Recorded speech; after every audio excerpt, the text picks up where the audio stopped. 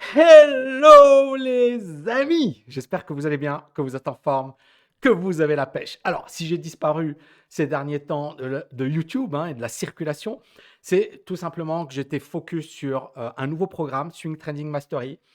Ça fait 2 3 ans que je bosse comme un acharné. Je pense que j'ai créé un programme de dingue, Ultimate Investor, qui comprend la partie sur la value, les options, les stratégies sur options, Dividend Mastery et le dernier programme, Swing Trading Mastery.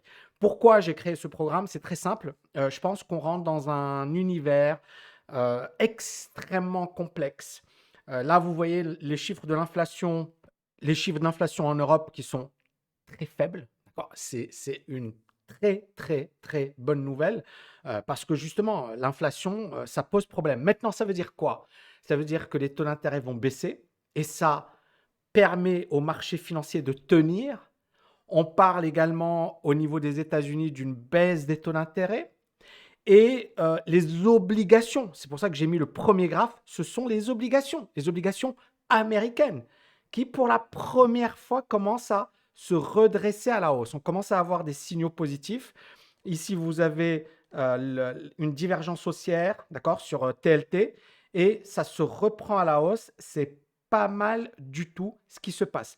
On est toujours sous la moyenne mobile 200 jours. La moyenne mobile 200 jours, elle est là. Et donc, tant qu'on n'a pas cassé la moyenne mobile, on est toujours dans une tendance baissière. Il faut vraiment être réaliste. Regardez, ça, c'est TLT qui s'est littéralement effondré. Mais on commence à avoir des signaux positifs. D'accord. On commence à avoir quelques signaux positifs. Et encore une fois, le raisonnement, il est très, très simple. Si l'inflation diminue, d'accord, on a une baisse des taux d'intérêt. Et la baisse des taux d'intérêt, elle profite aux obligations, mais elle profite également aux actions. Et ça permet de comprendre pourquoi des actions, beaucoup de gens ne comprennent pas ce qui est en train de se passer. On a Microsoft qui est en train d'aller sur les plus hauts. On a d'autres entreprises comme Adobe qui cartonnent bien. On a une boîte Coinbase dont je vous ai parlé récemment. C'est génial, c'est génial. Alors moi, j'en ai pris un petit peu, d'accord, avec des options. Mais voilà, ça, par exemple, typiquement, c'est une action swing trading, quoi. Elle est juste magnifique. Et on a effectivement quelque chose de très, très sympathique. Elle a pris 57% depuis cette cassure. Franchement, magnifique.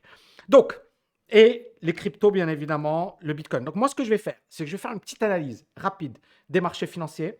Désolé si j'ai pas de temps et si je suis pas trop sur ma chaîne YouTube ces derniers temps, mais voilà, franchement, c'était dingue comme travail ce que j'ai fourni. Je vais essayer de revenir un peu plus sur la chaîne, partager avec vous, etc. Mais là, j'étais vraiment focus et quand je suis focus, je suis focus.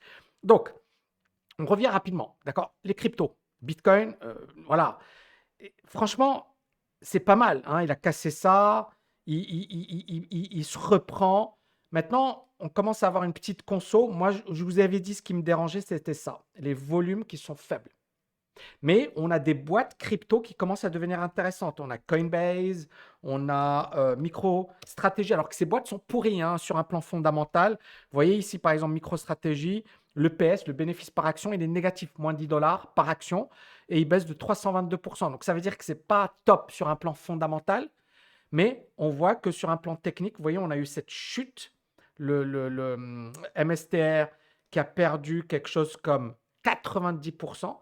Et là, ça commence à se reprendre gentiment. Donc, on commence à avoir des choses sympathiques qui se forment.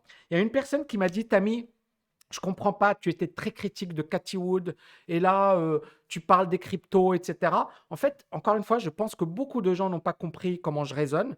Moi, par exemple, quand tout le monde disait ici que c'était magnifique, moi, je disais attention. Quand tout le monde disait ici, ouais, c'est pourri, moi, je disais, ça devient intéressant. Et je l'ai dit à plusieurs reprises. Maintenant, et je le dis par rapport aux cryptos, moi, ce qui me pose problème, c'est encore une fois, voilà, Binance. Prenons le cas de Binance. J'en ai parlé à plusieurs reprises. Certaines personnes me l'ont reproché, m'ont dit, Tammy, mais pourquoi tu critiques? Mais c'est pas sympa. Et en fait, Binance, là, on voit que le PDG de Binance, il a dû payer une lourde amende. Et donc, moi, je l'ai dit publiquement, j'ai dit, après FTX, j'ai peur de mettre mon argent chez Binance. Est-ce que ça veut dire que... Non, et vous voyez, encore une fois, il faut être hyper réaliste. Moi, je suis chez Interactive Broker. Je ne sais pas si c'est un courtier qui est safe. Je ne le recommande pas. C'est mon courtier, d'accord? Et j'ai beaucoup d'argent chez ce courtier. Donc, clairement, moi, mon argent, j'ai pas 1000 euros, quoi, ou j'ai pas 10 000 euros. Donc, je ne vais pas le mettre dans un truc qui ne me plaît pas. Maintenant, encore une fois, il y a des choses intéressantes. Alors, ARC. Beaucoup de gens m'ont dit, moi j'ai pris un peu, j'ai une petite position sur ARC. Mais j'ai envie de vous dire un truc. Ici, on va revenir rapidement sur ARC. C'est un ETF qui est dirigé par Cathie Wood.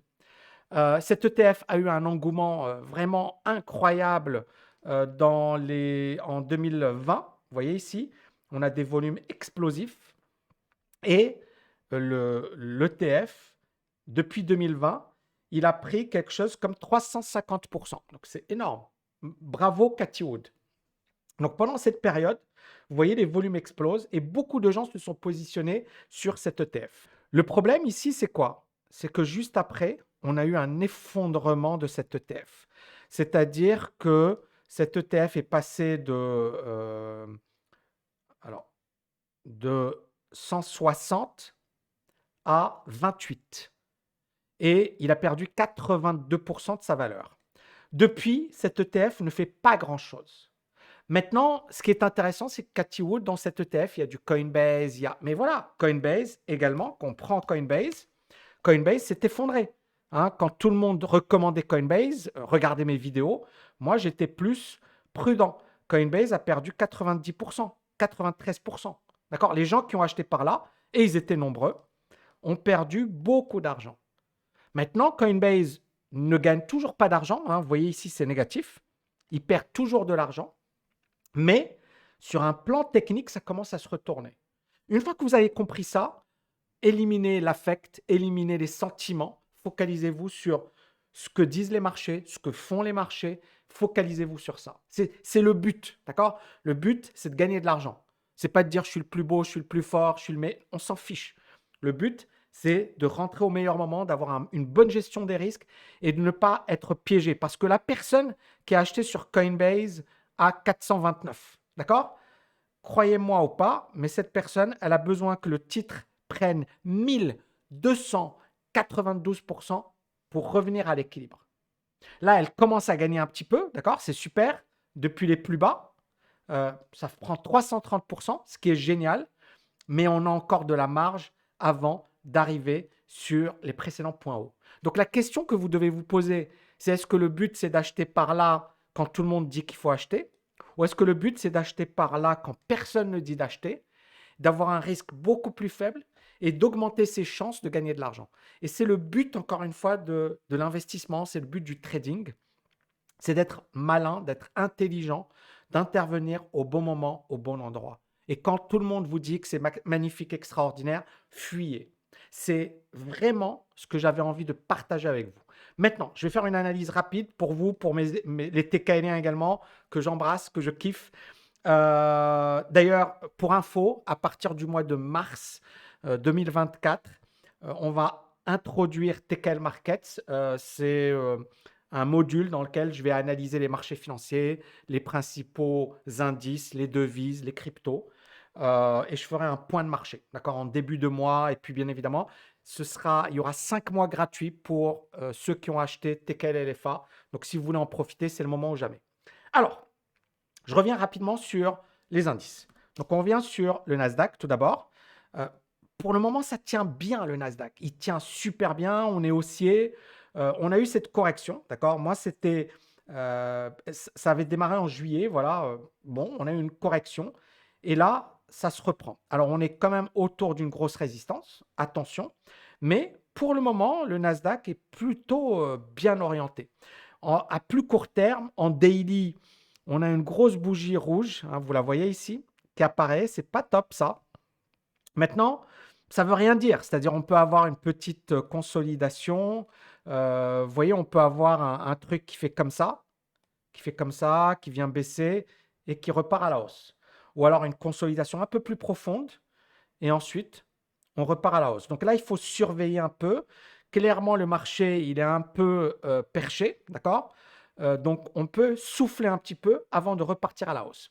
Maintenant, par rapport aux actions, quelles sont les actions les plus connues, les plus célèbres? On a Meta qui a bien progressé, qui est en train de corriger un petit peu, mais voilà, franchement, pour le moment, c'est parfait. Microsoft, j'en ai un petit peu parlé également, ça se comporte super bien, d'accord? Maintenant, voilà, c'est une action qui a bien, bien rebondi. On a Adobe également, qui est toujours haussière, d'accord? Alors, toutes ces actions sont perchées, mais elles sont toujours haussières. Vous avez Nvidia, qui est toujours bien orienté, commence à consolider. C'est normal, encore une fois, il ne faut pas oublier un truc. Vous avez une action comme Nvidia qui, depuis les plus bas, a pris 234%. Le fait que Nvidia consolide, c'est tout à fait normal. Donc, on est dans une phase de consolidation. Là, l'idée, encore une fois, c'est est-ce que la consolidation, elle va se transformer en correction profonde? Pour le moment, ce n'est pas le cas. Sur Nvidia, sur Microsoft, sur Meta, on est plus dans une zone de consolidation qui va peut-être donner lieu à une nouvelle jambe de hausse. Et encore une fois, pour moi, le danger, c'est de casser cette zone à la baisse, d'accord? Et là, on rentrerait dans une phase de correction. Pour le moment, le marché est haussier, d'accord? Maintenant, clairement, quand on étudie les choses sur un plan fondamental, Microsoft est surévalué. Vous prenez n'importe quelle action, Apple est également surévaluée. Vous voyez, toutes ces actions, elles sont au-dessus de leur valeur fondamentale. Vous prenez Nvidia, alors là, c'est n'importe quoi, d'accord? Non, non, non, Nvidia, pour le moment, se comporte bien parce que les résultats ont augmenté. Donc, vous voyez, elle colle à sa valeur fondamentale. Vous voyez ici, on est autour de la valeur fondamentale. Vous avez une action comme moi que je suis, SMCI, qui est très surévaluée. Et cette action a explosé. Vous avez une action comme Coinbase qui est surévaluée, hein. Coinbase est surévalué. Mais comme je vous l'ai dit, là, on n'est pas dans du fondamental, on est dans de la psychologie, dans de la technique. Si les gens veulent acheter Coinbase, ils vont acheter. Et donc là, clairement, Coinbase, vous voyez, là, c'était surévalué. Il ne fallait certainement pas l'acheter. Vous voyez que ici, on était en zone de sous-évaluation. C'était intéressant pour ceux qui sont value. Et là, on est plus dans l'environnement swing trader. D'ailleurs, pour véritablement différencier swing trading value, value, c'est très simple. Value, le but d'un investisseur value, c'est d'acheter un actif sous-évalué. Il va l'acheter ici. Le but d'un swing trader, c'est d'acheter un actif qui va exploser à la hausse. D'accord? Un peu comme, je vais vous montrer, SMCI. SMCI. Alors, cette action, juste pour info, depuis, vous voyez, les plus bas en 2020, elle a pris 2000%, d'accord? Ce qui est incroyable. Et là, regardez, même en 2022, quand le marché se cassait la figure, vous voyez, en 2022, elle progressait. Ça, c'est la preuve que c'est une action qui était très puissante parce que 2022, on a eu une catastrophe et cette action progressait. Et quand on a eu le rebond en 2023, cette action a littéralement explosé. D'ailleurs, en 2023, c'est ça, hein, début 2023, on est là. Cette action a pris, depuis le début de l'année, 400%. D'accord? Donc, clairement, on a quelques actions qui sont surévaluées, mais on a un marché qui est haussier. Et le fait aujourd'hui que l'inflation baisse, que les taux d'intérêt vont peut-être baisser également. Si l'inflation baisse, on va peut-être avoir une baisse des taux d'intérêt. Ça fait que ça porte les marchés vers le haut. Maintenant, qu'est-ce qui peut changer ce scénario? C'est finalement une inflation qui dérape, une mauvaise surprise au niveau de l'inflation. Et donc, à partir de là, ça peut peser lourd sur les marchés. Il ne faut pas oublier que les marchés, ils anticipent. Là, aujourd'hui, les marchés sont en train d'anticiper une baisse de l'inflation, une baisse des taux d'intérêt et un retour de la croissance. Voilà, c'est ce que les marchés sont en train d'anticiper. Mais si ce scénario dérape, on risque effectivement d'avoir quelque chose qui se casse la figure. Et là, on va revenir. Donc, on a vu le Bitcoin. Pour le moment, le Bitcoin, il est haussier, d'accord? Même si les volumes sont faibles. On a l'Ethereum. Vous voyez, on a une cassure et là, ça consolide. Ça fait 3-4 semaines que l'Ethereum ne fait rien. Vous voyez ici? Idem, hein? C'est pas mal. On est autour d'une précédente résistance. Voilà, la cassure de ce niveau, là, ça va vraiment mener à une poursuite de la hausse. Pour le moment, ça consolide. Alors, sur les cryptos, tout n'est pas génial, d'accord? On a par exemple, je prends voilà BCH, ok, BNB, vous voyez, c'est moche. Bitcoin tient bien. Coinbase, bon, elle est magnifique. Dutch, bof. Euh, DOT, bof. Bon, j'ai pas un beau graphe. iOS, vous voyez, ça consolide. Le TH, on consolide. Le Gold, on va y arriver juste après. IOTA, là, ah ouais, ça c'est, j'ai pas vu ça, hein. Donc ça c'était hier. Ça c'est incroyable. Regardez les volumes. Truc de ouf.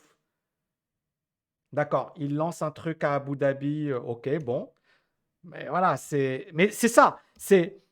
Ça, il faut être devant, hein. Il faut être devant. Il faut pas rater. C'est un truc de malade, quoi. Ça a pris combien? Ça a pris 47%. C'est un truc de fou, quoi. C'est un truc de fou. Luna, ouais. Mara, ça, c'est une action, hein. Ça, c'est pas mal. Mais idem, hein, cette action, elle est. Ah, non, non, elle commence à gagner de l'argent. Ça commence à se reprendre. Vous voyez, il y a des choses sympathiques qui se forment, hein. MSTR, je vous en avais parlé. Riot, ça c'est également une boîte crypto, pas mal, hein. Vous voyez, toutes ces boîtes, elles s'étaient effondrées l'année dernière. Par exemple, Riot avait perdu 57%. Et là, ça commence à se reprendre, donc c'est bien. Shiba, voilà, bof. Il y a XRP, vous voyez, idem. XRP, bof. Donc voilà, maintenant, le truc avec les cryptos, c'est qu'on peut avoir quelque chose qui va très très vite. C'est-à-dire que en un jour, on peut avoir un truc qui explose. Et donc, en fait, ça, c'était Litecoin, IoT. Voilà, c'est ça. C'est un truc de fou. Mais voilà, il faut être dedans. Il faut avoir. C'est pas pour un day trader, quoi. Et il faut y croire. Maintenant, ce qui est intéressant avec ça, c'est qu'on était au-dessus de la moyenne mobile 200. On consolide un petit peu.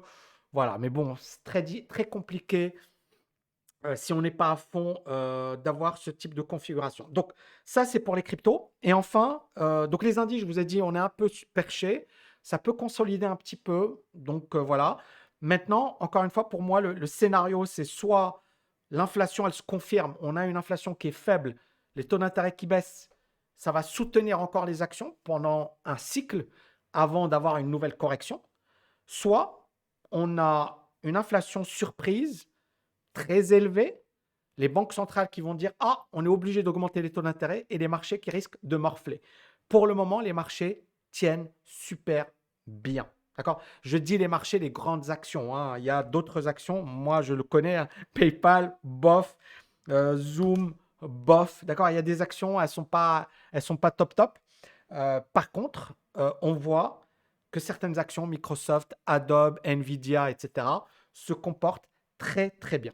Et enfin, le dernier point, l'euro. Ouais, c'est pas mal, hein. Ça se reprend, d'accord?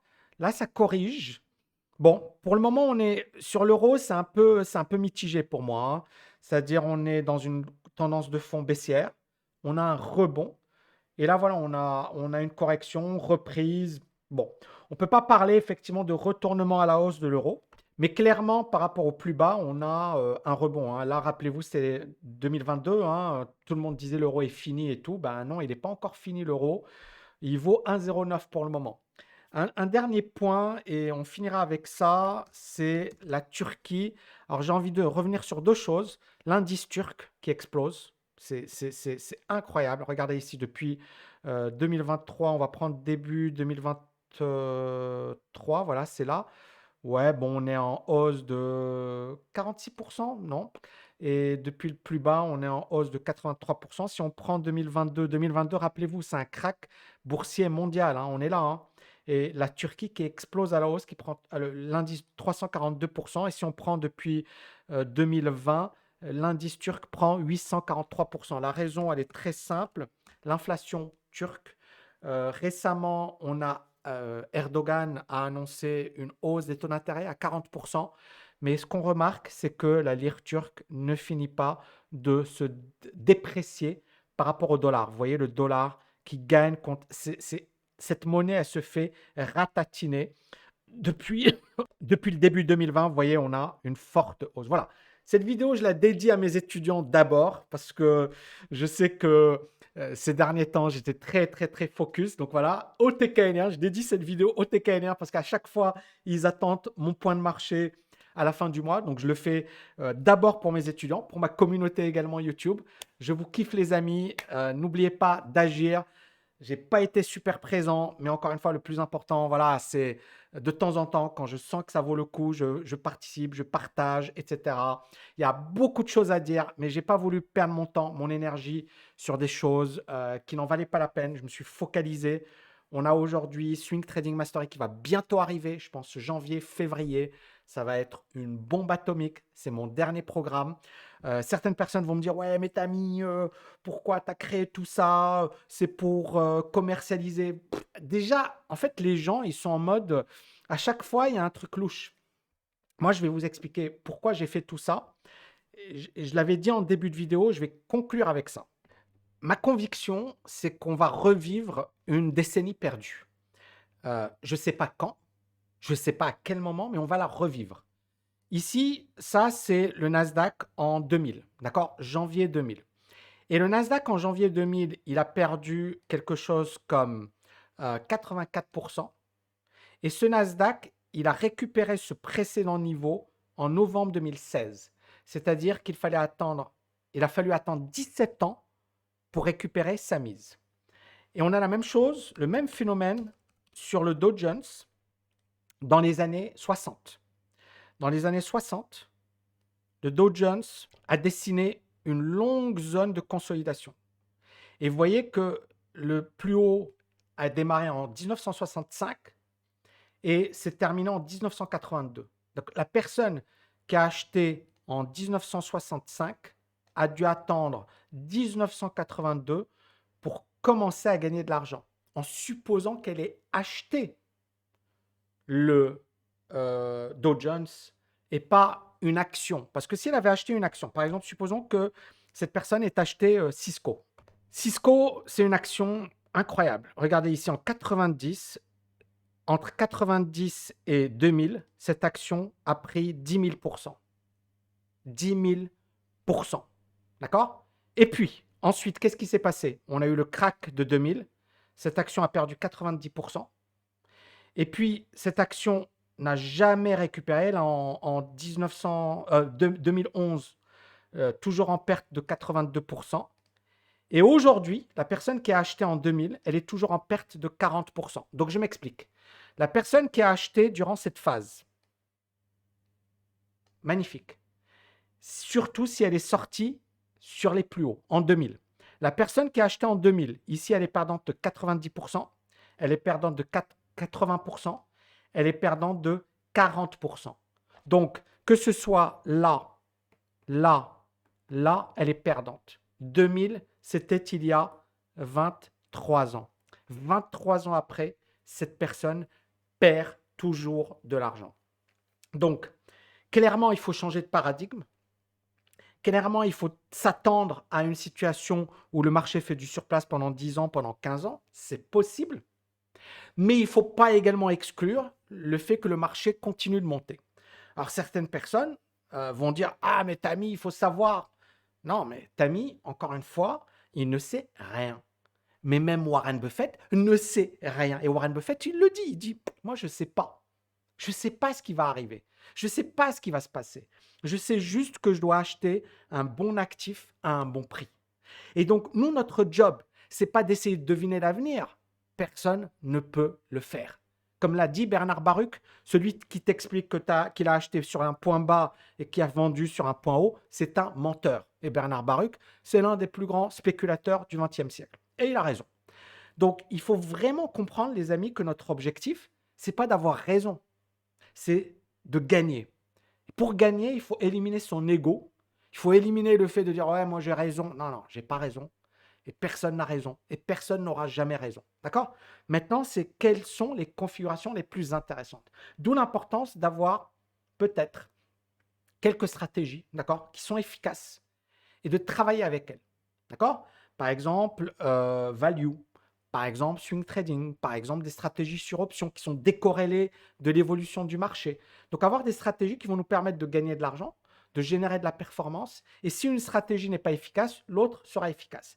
Donc, et j'en arrive au DCA. Est-ce que le DCA est encore efficace?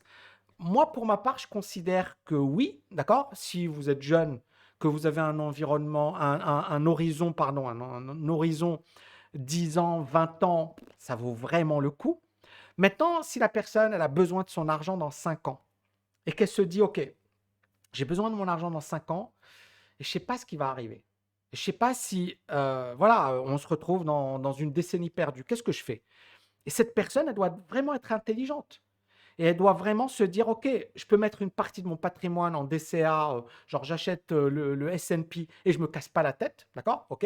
Ou je fais de l'immobilier et je ne me casse pas la tête, sachant que l'immobilier la baisse, mais à long terme, ça va monter, d'accord?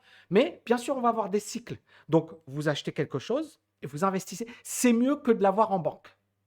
Regardez ce qui se passe en Turquie. C'est mieux que de ne rien faire de son argent. Il faut l'utiliser. Maintenant, il ne faut pas l'utiliser n'importe comment. Et notamment sur les actions, je vous ai prouvé. Vous pouvez investir sur Cisco, qui était l'une des meilleures boîtes américaines, mais vous êtes toujours perdant aujourd'hui. Je ne vous parle pas de Air France, de Vivendi et compagnie. Vous êtes toujours perdant avec ces actions. Donc, investissez votre argent intelligemment, diversifiez vos stratégies, d'accord?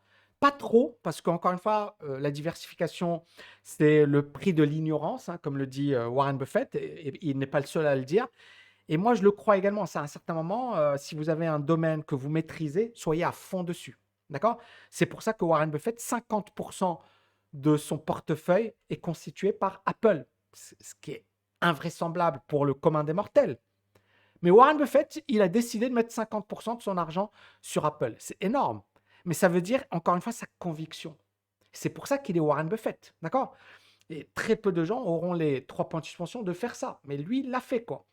Donc, comprendre qu'on rentre dans un environnement particulier, comprendre que beaucoup de gens vont perdre de l'argent, vont se ruiner, comprendre que les marchés financiers, c'est pas pour les neuneux, c'est vraiment costaud. C'est pour ça que moi, je bosse. C'est pour ça que je bosse comme un acharné, d'accord? Et c'est pour ça que je continue d'apprendre. Parce que, encore une fois, la personne qui te dit je sais tout, non, non, moi, je sais rien, je continue d'apprendre. Je suis un éternel étudiant. Je continue d'apprendre et j'apprendrai jusqu'à la fin de mes jours. Warren Buffett, tous les jours, il lit, il apprend. D'accord? Donc, avoir cet état d'esprit d'étudiant de je veux apprendre, je veux me développer. Pas je sais tout. Non, ça, c'est les. Enfin, désolé, hein, mais les gens qui vous disent ça, voilà, ils devraient redescendre sur Terre. Personne ne maîtrise tout. Et le grand Warren Buffett, il faut regarder l'humilité de Warren Buffett pour se dire, voilà, nous, on est des rigolos par rapport à Warren Buffett, pour se dire attention à voilà, garder son sang-froid et à ne pas avoir d'ego sur les marchés. Donc, le DCA est intéressant pour quelqu'un qui a une vision long terme, pour quelqu'un qui se dit, OK, moi, je n'ai pas envie de toucher cet argent. Maintenant, il y a mieux que le DCA. Par exemple, au sein de la TKL, on a une approche qui nous permet d'investir quand ça vaut le coup, qui bat largement les indices et qui nous permet de nous protéger quand les indices baissent. Par exemple, en 2022, on était en cash. Cette approche est extrêmement intéressante. Maintenant, elle est plus technique. Elle demande plus de travail, plus d'efforts. Mais on n'a rien sans rien. Et il y a effectivement l'approche value hein, qu'on a mis en place. Et puis, toutes les approches par les options, swing trading. Et le but, encore une fois, c'est de se dire, OK, surtout quand on a un gros capital, de se dire, est-ce que je vais tout mettre? Moi, par exemple, voilà, j'ai un portefeuille de plusieurs. Je ne vais pas donner le chiffre pour ne pas. J'aurais été aux États-Unis, je donnerais le chiffre. Là, voilà. Je sais que certains le font et c'est très bien. Mais moi, je sais que, voilà, je sais que on va le retourner contre toi. Mais voilà, j'ai un gros portefeuille. Clairement, je ne me vois pas faire du DCA sur un ETF, quoi. Voilà, juste pour info, je me vois plutôt avoir quelques stratégies que je maîtrise bien, que je travaille bien. Et je pense qu'effectivement, c'est ce qu'il faut faire. Et la majorité des gens qui ont des capitales au-dessus de 100 000, 200 000, 300 000 devraient travailler comme ça. Parce qu'en plus, vous allez acquérir des compétences, vous allez vous développer. Au départ, vous n'allez pas gagner grand-chose. Je suis franc avec vous. Mais après, une fois que vous avez des compétences, c'est clair que ça vaut vraiment le coup parce que vous pouvez gagner beaucoup plus avec vos investissements après un certain temps qu'avec votre salaire. D'accord? Mais clairement, ça demande du temps, du travail et c'est normal. On ne devient pas médecin en un an. On ne devient pas, je ne sais pas moi, juriste, avocat en un an. Ben, on ne devient pas investisseur en ayant lu deux, trois bouquins, en ayant regardé 2-3 vidéos, et même en ayant... Parce qu'il y a beaucoup de gens, encore une fois, qui font cette erreur. Désolé, j'étais un peu long, mais parce que vous m'avez manqué. Et j'espère que vous kiffez cette vidéo. Ma conception, elle est très simple. Euh, il faut voir l'investissement vraiment avec un horizon long terme. Moi, je le vois, même au sein de mon école, hein, des gens, au bout d'un mois, ouais, non, qu'est-ce qu'il faut faire, qu'est-ce que je veux gagner? Et beaucoup de gens sont attirés par l'argent rapide, l'argent facile. Et c'est pour ça que moi, j'ai bien restructuré la TKL autour de deux pôles. Premier pôle, c'est LFA, c'est quand on démarre dans la liberté financière. Deuxième pôle, on a de l'argent, on a les moyens, on a envie de passer au niveau supérieur en matière d'investissement. C'est comme ça que je vois la chose. Maintenant, ceux qui veulent faire du trading, leur passion, leur vie, leur gagne-pain, c'est possible. C'est juste que ça va vous demander des années de galère, de souffrance, avec zéro probabilité, zéro garantie de réussir au final. D'accord? Il faut vraiment le comprendre. Une fois que vous avez compris ça, que vous avez accepté le risque, ça vaut le coup de le tenter si vraiment c'est votre passion. Mais n'oubliez pas que très, très peu d'élus, beaucoup d'appelés, très peu d'élus. C'est la même chose dans le sport de haut niveau, le foot, le basket, le tennis. Hein, c'est beaucoup de sacrifices, beaucoup d'argent, beaucoup de moyens, et très peu de gens réussissent. Regardez, la France, par exemple, c'est un grand pays de sport, c'est un grand pays, et pourtant, à part Yannick Noah, personne n'a gagné Roland Garros. C'est un truc de malade. Vous voyez ce que je veux dire? Putain, les moyens, c'est une puissance économique. Mais à part Yannick Noah, personne n'a gagné Roland Garros. C'est là où vous voyez un peu ce que j'ai envie de vous dire. C'est comprenez bien que la liberté financière, il y a deux manières de l'atteindre. La manière facile, c'est l'investissement, c'est être passif, c'est des choses de bon sens. Tu gères bien ton argent, tu évites les dépenses inutiles, tu épargnes, tu gagnes plus d'argent, pépère. La deuxième manière, c'est le sport de haut niveau. C'est le business, c'est le trading, c'est tout ce qui va c'est devenir un sportif de haut niveau, c'est devenir un artiste. Où là, si tu gagnes, c'est le jackpot, mais tu comprends qu'il y a une minorité qui gagne gros. Il faut vraiment le comprendre. Une fois que vous avez compris ça, il ne faut pas passer des années et des années et des années de votre vie à essayer de vouloir devenir un trader ou un chef d'entreprise à succès, alors qu'il y a des choses, il y a des manières plus faciles de réussir. Tout le monde n'a pas ce qu'il faut pour devenir un grand entrepreneur ou un grand trader ou un grand sportif. Il faut vraiment le comprendre. Et une fois que vous l'avez compris, les choses elles vont être simples. Et on est tous différents. Il y a des gens qui vont être des sportifs incroyables, mais en termes de business, ils sont nuls. En termes tu les mets dans d'autres domaines, ils sont complètement nuls. On a tous nos forces et nos faiblesses. Il y a des domaines dans lesquels on est excellent. Il y a des domaines dans lesquels on est nul. Il faut connaître sa zone de génie, déterminer sa zone de génie et travailler à fond sur sa zone de génie. D'accord? Et c'est là où vous allez faire la différence. Donc comprenez bien le fait que tout ça, ça demande du temps. Réussir en matière d'investissement, dans le business, dans le sport, dans les études. Dans les études, moi j'ai passé un concours qui s'appelle l'agrégation. Beaucoup de gens ne le connaissent pas et c'est dommage. Et moi-même, je ne connaissais pas. Parce que voilà, moi j'arrive du Maroc, c'est pas ma culture. C'est-à-dire l'agrégation, j'en ai entendu parler vaguement. Je sais qu'il y a des agrégés célèbres. C'est pas ma culture.